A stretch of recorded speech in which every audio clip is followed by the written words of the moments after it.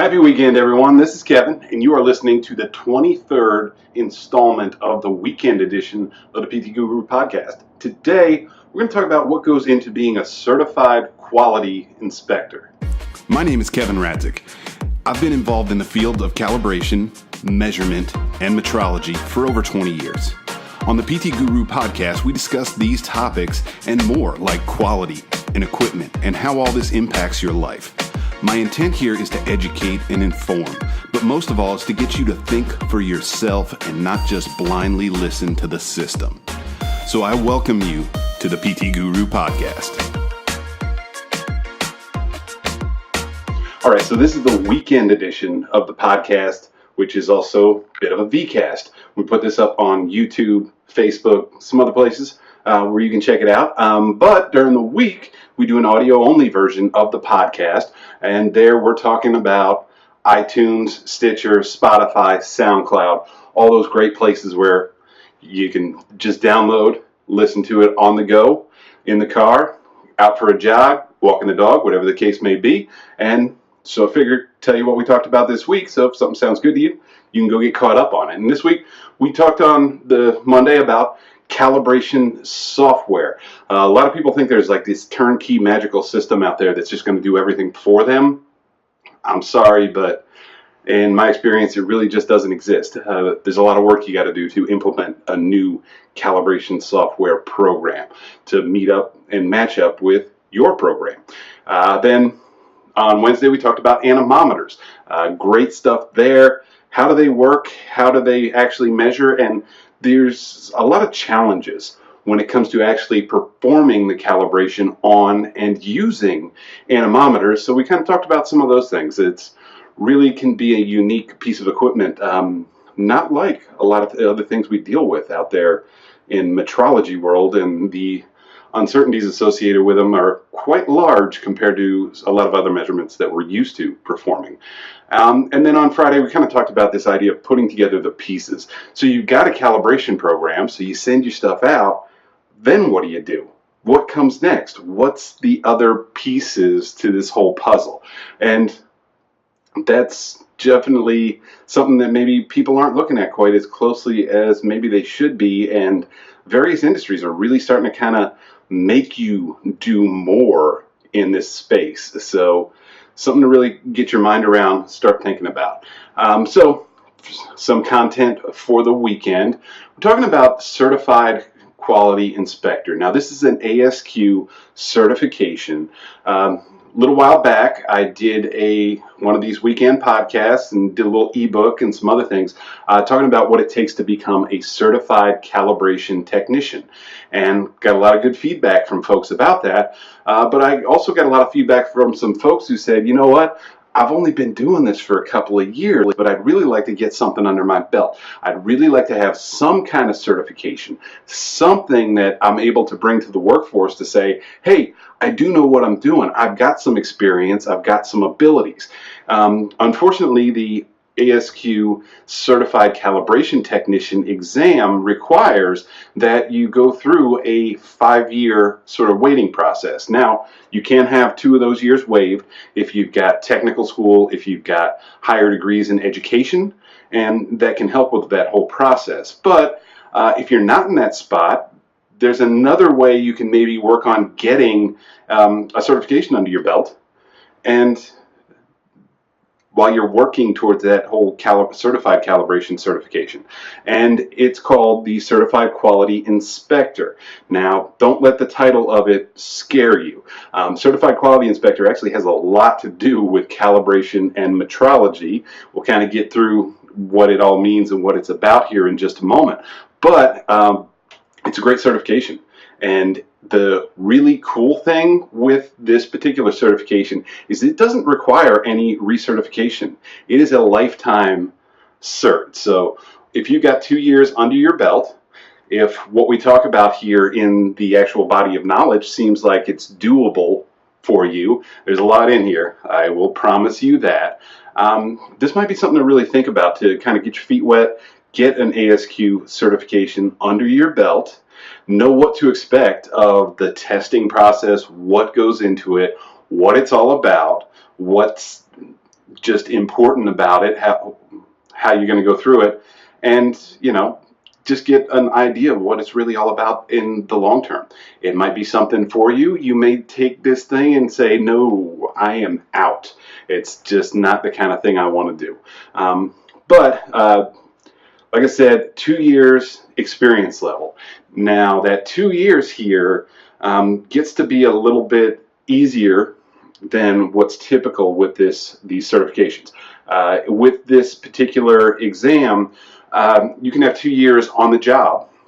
You can also have equivalent apprenticeships, interns, anything. It gives you a lot of options to be able to kind of use this. Now, it says it's Certified Quality Inspector. However, much like the CCT, long as you're approaching things where you have that or some sort of portion that lines up with the body of knowledge, you're eligible to engage and sit for this particular exam. So what is the body of knowledge? So what we look at with all of these certified technician, certified inspector, all these certifications that ASQ and others offer.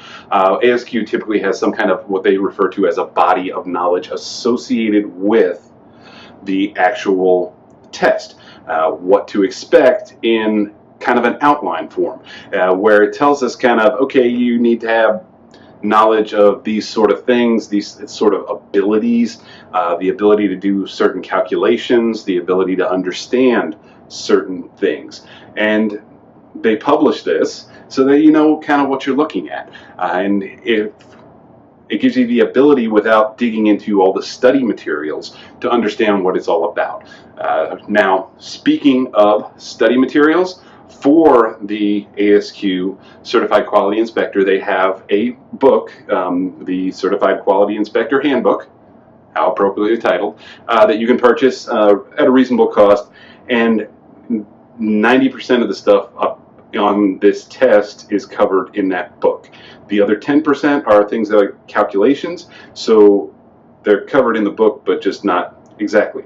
And actually, speaking of calculations, they do tell you right at the beginning up front on this one, about 20% of the questions are going to require some form of calculation. But I'll be honest with you, from my experience with several of these exams and certifications, there might be 20% that require a calculation.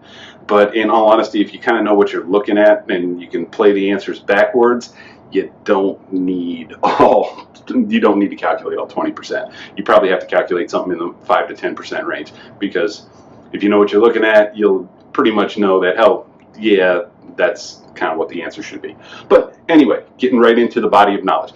Now, it's kind of divided up into a couple of larger sections, but it's really based heavily around two areas, and the two areas that we talk about all the time here, and those are measurement and quality, because that's a lot of what goes into being a quality inspector. And hey, guess what? This kind of crosses over to calibration beautifully.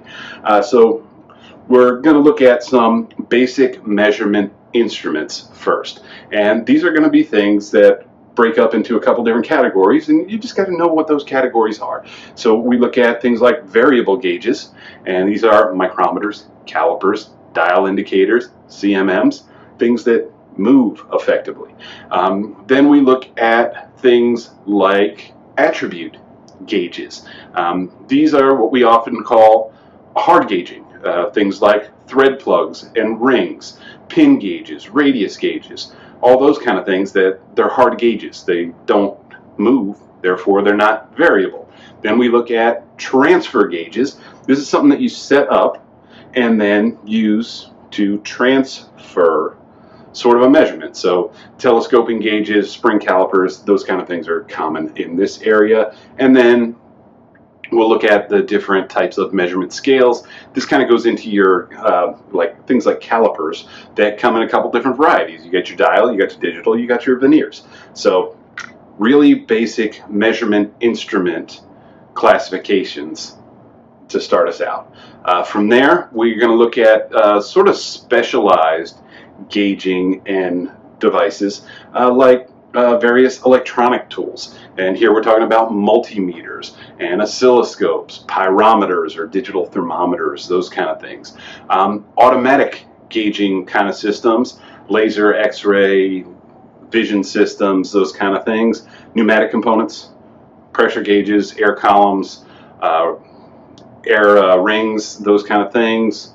Force gauging, this breaks up basically into force gauging, force gauges, and torque wrenches.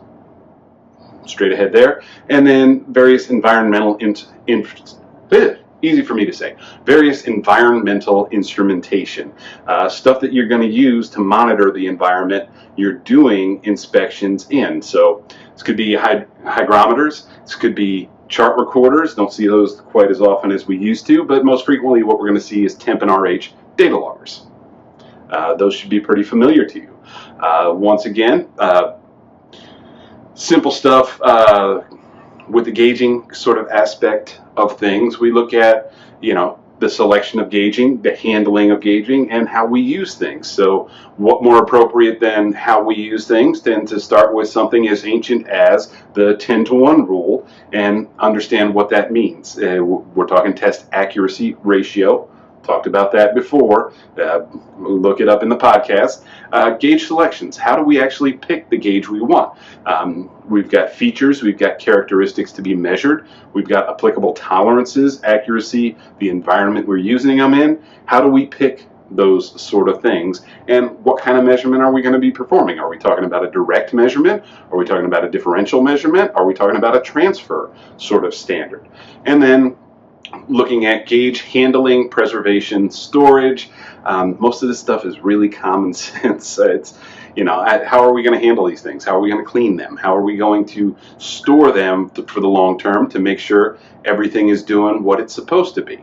And then we're looking at gauge correlation, in which we're going to kind of identify and apply methods to establish a correlation between measurement instruments, such as gauge to gauge, manual to automated processes, those sort of things.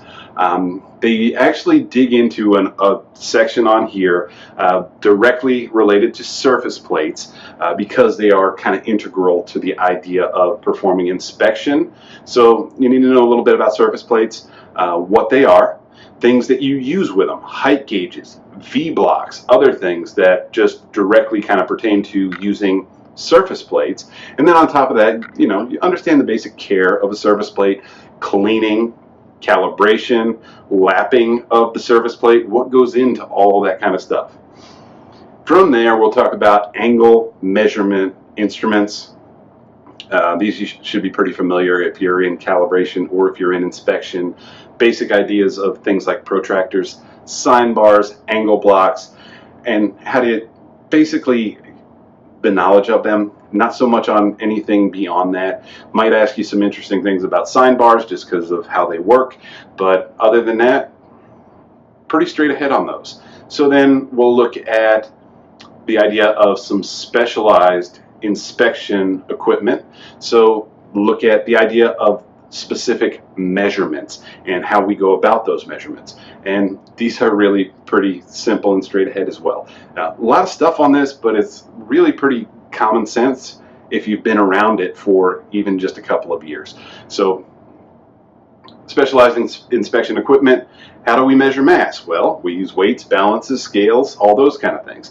How do we measure something like finish? We talk about profilometers.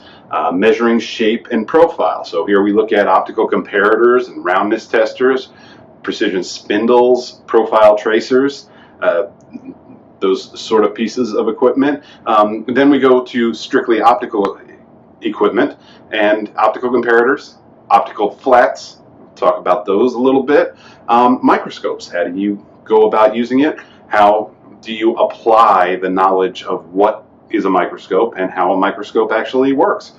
And then they kind of bundle in the idea of software-based measurement systems here, which is mainly what we're talking about with vision systems, and then also like things like CMMs, XYZ tables, those sort of things. They'll get into some other more advanced things like articulating arms and laser trackers, but for the most part, It's just the idea of using software to do your measurements, which adds kind of a step in the whole complexity of things.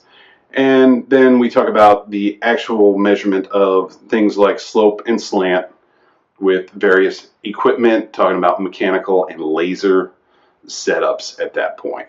Now on to our favorite section of the whole thing, and that's calibration.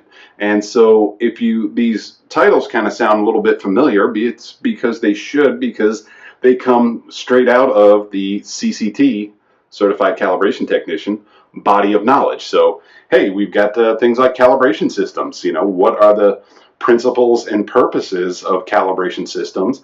And then also establishing important things like calibration intervals, uncertainty, basic tracking, different ways to track things, and logs and stickers. And they even talk about using like RFID and barcodes. I mean, I don't know how applicable that really is to everybody, but I mean, they are tracking systems that are out there and they're in use in certain places. Then we talk about calibration standards and equipment traceability. All very near and dear to our hearts. The hierarchy of standards, how this all works from, working standards all the way up to international standards, and the documentation process that kind of revolves around all of this, and how basically traceability works. Talk about gauge calibration environment.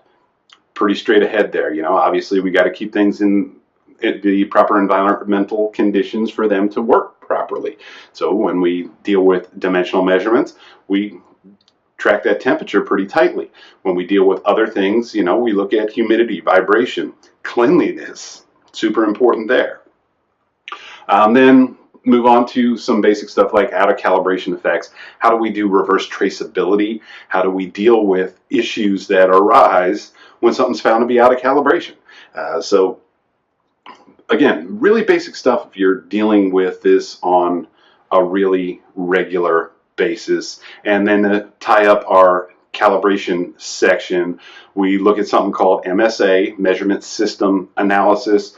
Most of us don't actually use that acronym, but it's kind of just the basic idea of looking at certain things like bias, stability, precision, accuracy, linearity, and then repeatability and reproducibility as attributes of a calibration item or a calibration system. All right, so the next kind of major section to the test is where we're getting into the actual inspection stuff.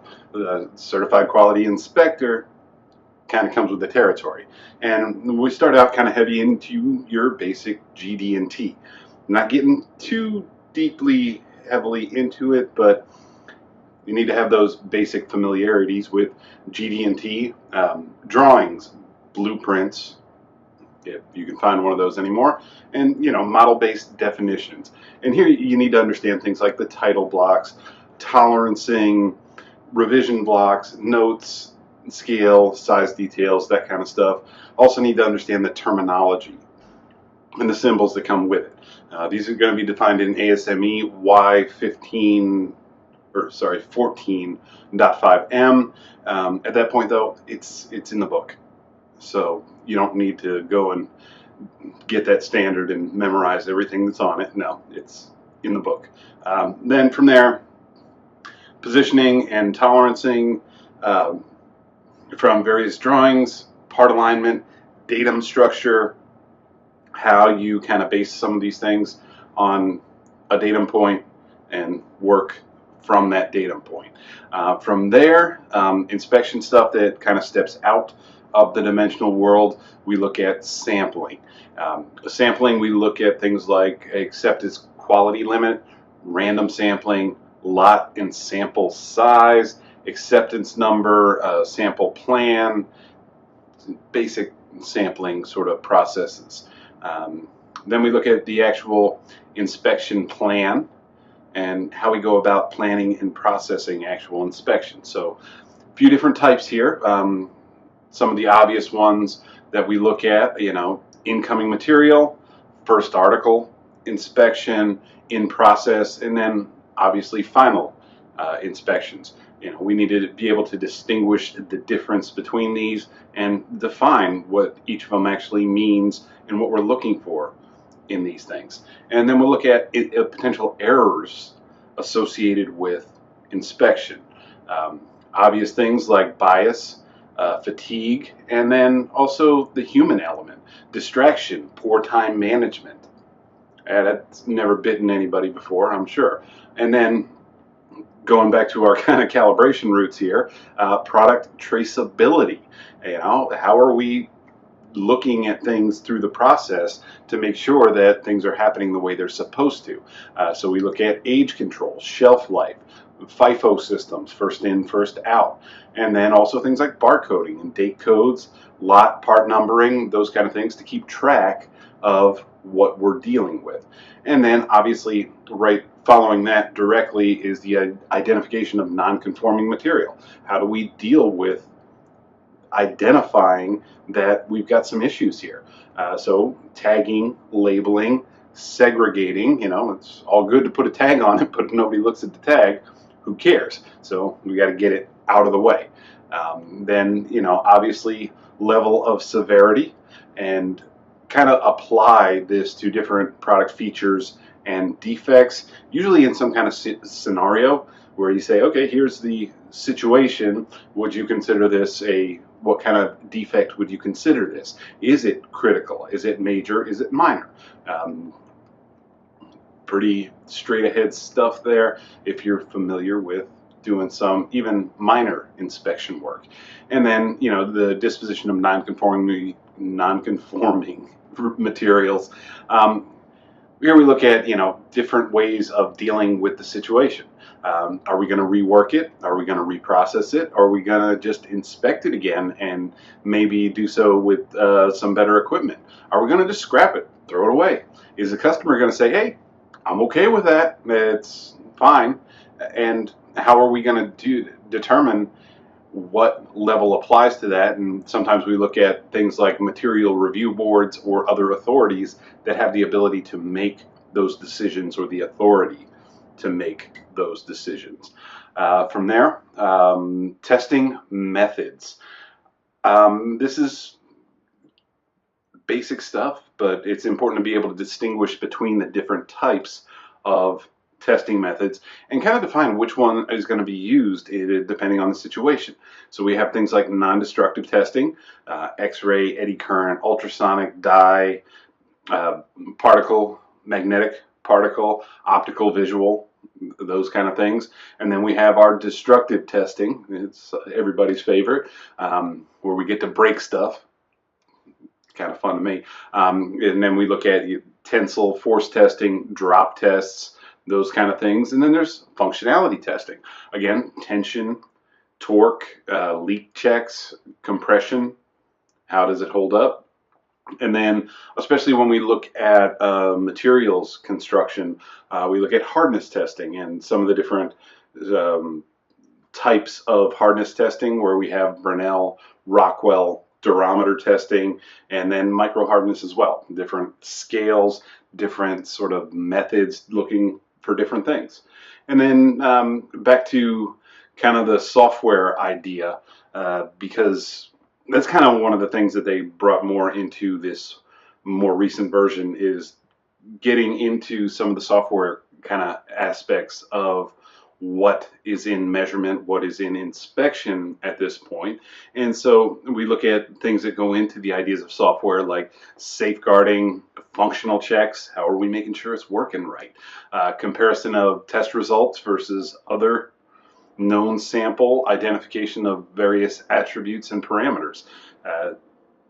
Looking really here to make sure that the software itself is adequately dealing with and handling some of the issues that might arise, and that it's working within its sort of intended parameters, so to speak. And then gonna have to deal with some basic statistical math. That's always my favorite, you know that. But things like mean, median, mode, average, those kind of things, basic kind of middle school statistics in all honesty. The measures of dispersion. So here we get a little bit more complicated, a little bit more in deep, but calculate the range, standard deviation, calculate the variance. Well, variance should kind of come before standard deviation because that's how you get there. And then calculate various ratio measures for data sets. Look at graphs, be able to interpret and use them. Various types here, very common quality tools, scatter diagrams, tally sheets, bar charts, display effective area in certain situations. Understand things like a normal distribution and the idea of that good old bell curve, Gaussian curve. Bunch of funny words that mean the same dang thing. But the idea of understanding that what a central tendency actually means. From there, continuing kind of the statistics portion of what we need to know. Statistical process control, or SPC, as it's commonly known, and special cause issue variations, the difference between causes of variation in a process, and then basically looking at data patterns and understanding the trends and how things are in control or out of control, leading kind of to our next one, control limits versus specification limits, the ability to distinguish between the two in this idea of statistical process control. Variables and charts, pretty straight ahead, attribute charts, process capability analysis. Again, a lot of this stuff is right there in the book, and they're not going to ask you to do complex examples. They're just going to ask you to understand, hey, here's a chart. What is it telling us? Is it telling us this is from a multiple choice sort of standpoint? So shouldn't be too complex there. So from statistics, now we get to move into quality, and obviously super important here, and this one ties over into the world of calibration, metrology, measurement, but also leads you down a path of various quality types tools. So first things first, terms, concepts, and these are really basic things: defect detection, prevention, the cost of poor quality, TQM, total quality management, and just the importance overall of customer satisfaction. And that's really common sense and key things. Need to be able to describe and distinguish between products and processes, and the interrelationships of product design, materials used, manufacturing, and then final output. How do the individual steps of a process affect that final product as a whole? Still on quality audits. Straight ahead, it's something that you'll be familiar with if you've been doing this for even a very short period of time. But we look at internal, external, system-based audits, product-based audits, and then process-based audits. And how do we look at some of the various stages of the auditing process? There's planning, there's performance, there's closing, there's all kinds of things involved with the audit process. Look at the scope, what actually is in an audit, what is the audit looking for. Look at the schedule, look at the resources, then other aspects to an audit like an opening meeting, interviews, data gathering, document record review, analysis of results. Obviously, if at the end, going to have some kind of closing meeting, and then the actual record keeping, verification of corrective actions. Most audits are typically going to generate some level of corrective action. At that point, we need to kind of look back and say, hey, here's your corrective action. Did it actually solve the issue? And then Also with this, some audit tools, things like checklists, log sheets, sampling plans, record reviews, document reviews, forward, backward tracing. That's kind of our horizontal versus vertical auditing ideas. And it's a matter of understanding these ideas. And, with these also come some ideas of communication tools and the techniques. And so we define the use of things like graphs and charts and diagrams and other written sort of aids for oral or even written presentations. We look at corrective action reports. How much fun are those? And we look at how we can use those to support quality improvement. Then kind of our next big topic, still in quality, obviously, but quality tools and techniques. This is where we talk about some of those things on Thursdays or other days of the week, depending. But quality toolkit, things that we've gotten into numerous times, like Pareto charts, cause and effect diagrams, flow charts, control charts, check sheets, scatter diagrams, histograms, all those different little tools that we use to graphically represent data to be able to understand what exactly is going on with the data. And then from there, once we've got all this data, how are we actually going to go about using it? And that's, we'll look at those problem-solving tools and continuous improvement. And from there, again, right out of our quality toolkit, we look at things like the Plan, Do, Check, Act, PDCA, or the PDSA, where they change the check to be a study. Same basic idea, just slightly different acronym. Then tools for eliminating waste. Straight out of the quality stuff, 5S, error proofing, value stream mapping, lean concepts like Kaizen, flow, push-pull, those things.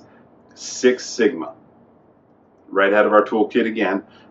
Define, measure, analyze, improve, control, DMAIC as it's commonly known, the FMEA, the failure mode effects analysis, 8D metrology, 5 Whys, 8D metrology, 8D methodology, 5 Whys, fault tree analysis, and then we look at things that kind of step outside of the direct control often of the quality system in various resources of environmental and even safety support.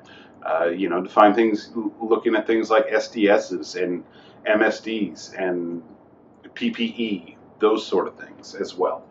And then heavy into some of the documentation stuff, identify some of the national and international standards that are going to come into play for you to do your job. So we look at some of those organizations, ISO, ANSI, ASTM, all those. And then also on top of that, customer requirements. What is the customer telling us that we need that might supersede some of these other documents because they want to go a little further with things? And then get into some other things, employees as resources. Folks can have a lot of effect on a system. So empowering folks to try to make them help to make a system that they're part of better can do amazing things in these roles. So we want to describe typical team roles and responsibilities. Ideas like facilitators and ground rules, project, a charter for a team, describing the 4 stages of a team, which we talk about: the forming, storming, norming, and performing. It's a whole topic in and of itself. And then other things in quality documentation that we need, 9001. Come on. But other obvious sort of documentation things like first article inspection, reports, ISIRs, PPAPs, proper usage of procedure, work instructions, policy, forms, documentation practices, document control, filling out forms correctly, how to actually correct things that are wrong on forms or correct things where you entered things incorrectly, initialing your changes. Ring a bell there?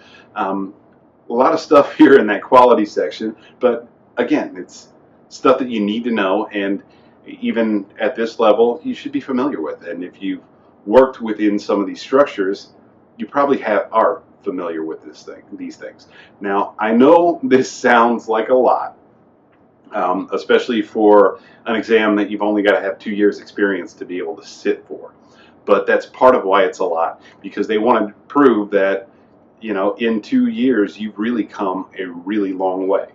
And remember too, that this is an open book exam. So get very familiar with the book, get familiar with that manual, be able to find things effectively, and you're going to cruise through this test if you have been actually doing this stuff for a couple of years and paying attention to what you're doing.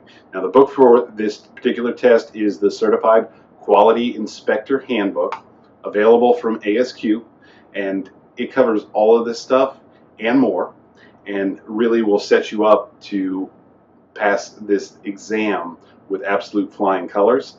So if you're looking to step in the world of getting an ASQ certification of some sort, and maybe you're not eligible to sit for some of the other ones just yet, this is a great place to start. This is a great exam to sit for and just kind of familiarize yourself with what the process is, what it's like, what it's all about, and advance your career as well.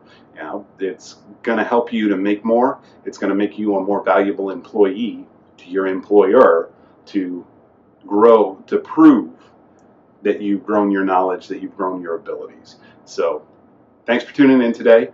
I really appreciate it. Hope you like the new digs. Been working on the AV side of things for the weekend podcast. If you're listening on the audio only, you're missing out, so check it out on YouTube or Facebook. I really appreciate it. Hope you're having a great weekend. I'm going to talk to you again on Monday. Hit me up on the website, www.ptguruconsulting.com. Leave me a note. Tell me how I'm doing. I'd love to hear from you. Hope you have a great weekend. I'm going to talk to you soon.